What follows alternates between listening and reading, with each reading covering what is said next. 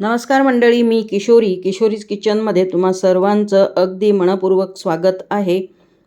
आज आपण घरच्या घरी इमरती कशी तयार करायची आहे तर ह्याचा व्हिडिओ बघणार आहोत।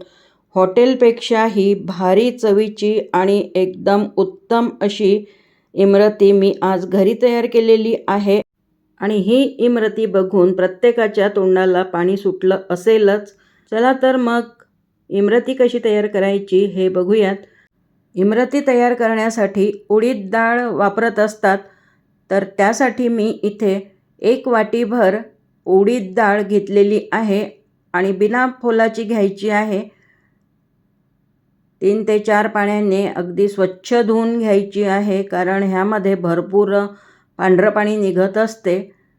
तर मी 4दा छान अशी धुवून घेतली ही डाळ आणि पाणी घालून 2 तासासाठी भिजत ठेवलेली होती। फार वेळ लागत नाही, अगदी 1.5 ते 2 तासामध्ये ही डाळ भिजते। इमरती तयार करण्यासाठी इथे मी आता पाक तयार करत आहे। तर 1 वाटी उडदाची डाळ भिजत घातलेली आहे। तर पाकाचं जे प्रमाण आहे ना, तर त्यासाठी मी इथे 1.5 वाटी साखर घातली आणि त्यामध्ये 1 वाटी पाणी घातलेलं आहे। साखर पूर्णपणे वितळेपर्यंत पाक तयार करायचा आहे। फार जास्त वेळ हा पाक शिजवायचा नाही आहे किंवा आटवायचा सुद्धा नाही आहे, फक्त पूर्णपणे साखर वितळली गेली पाहिजे। ह्यामध्ये मी आता फूड कलर घालत आहे। तर हा केशरी फूड कलर आहे। ह्या केशरी फूड कलरचे मी 5 ते 6 थेंब घेतले आहेत, पाकामध्ये टाकले। खूप छान असा कलर आलेला आहे पाकाला आणि एकदम परफेक्ट असं हे पाक सुद्धा तयार झालेला आहे, बघू शकता तुम्ही।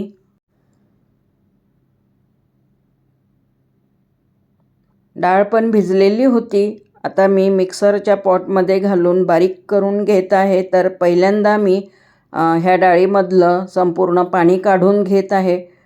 डाळ बारीक करत असताना ह्यामध्ये अजिबात पाणी घालायचं नाही आहे, पण जर गरजच वाटत असेल तर अगदी 2 ते 3 चमचे पाणी घालायचं आहे, कारण उडीद डाळ आहे तर त्यामुळे लगेच छान अशी बारीक होत नाही।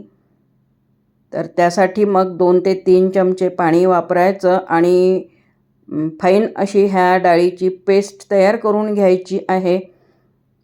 बघू शकता खूप छान अशी ही डाळीची पेस्ट तयार झालेली आहे। एका भांड्यामध्ये मी आता काढून घेत आहे।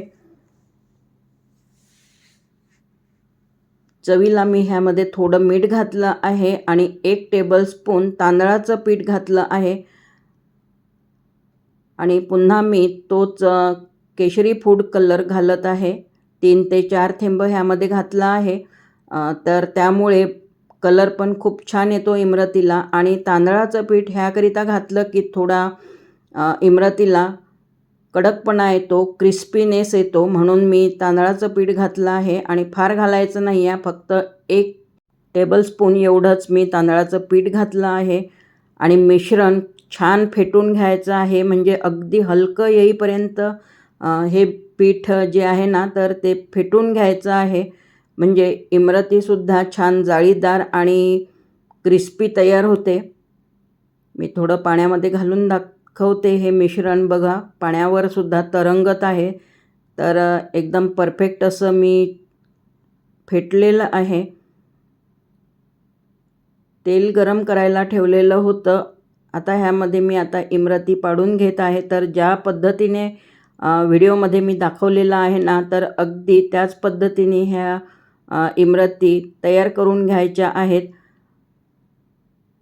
आणि हे जे मिश्रण तयार केलेलं आहे ना, तर ते मी पायपिंग बॅगमध्ये भरलेलं आहे।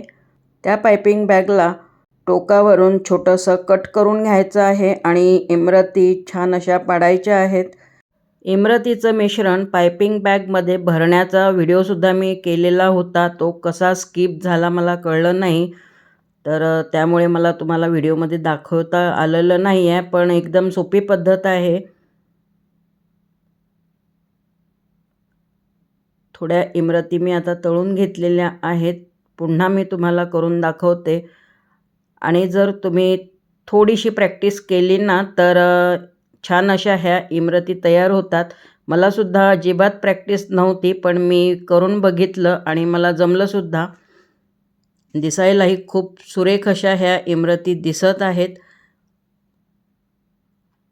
म्हणजे बघताना जरी आपल्याला फार कठीण वाटत असलं तरीही करते वेळी आपल्याला एकदम सोपं वाटते, कठीण नाही आहे तेवढं.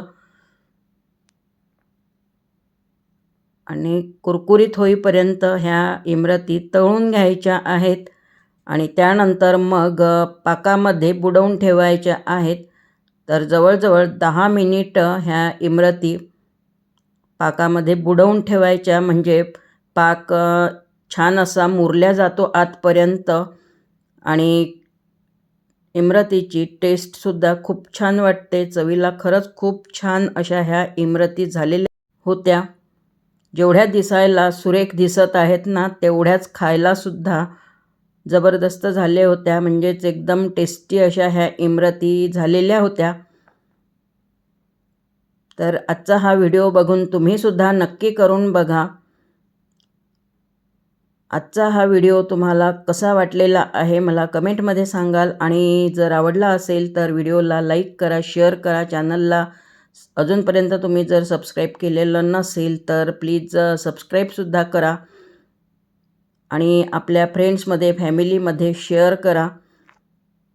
आणि बाजूला जे बेल बटन आहे ना तर ते सुद्धा प्रेस करा, म्हणजे माझे नवीन नवीन जे रेसिपी व्हिडिओ येतात ते तुम्हाला बघायला मिळतील, कारण त्याची नोटिफिकेशन मिळेल आणि सर्वात पहिले तुम्ही माझा व्हिडिओ बघू शकाल.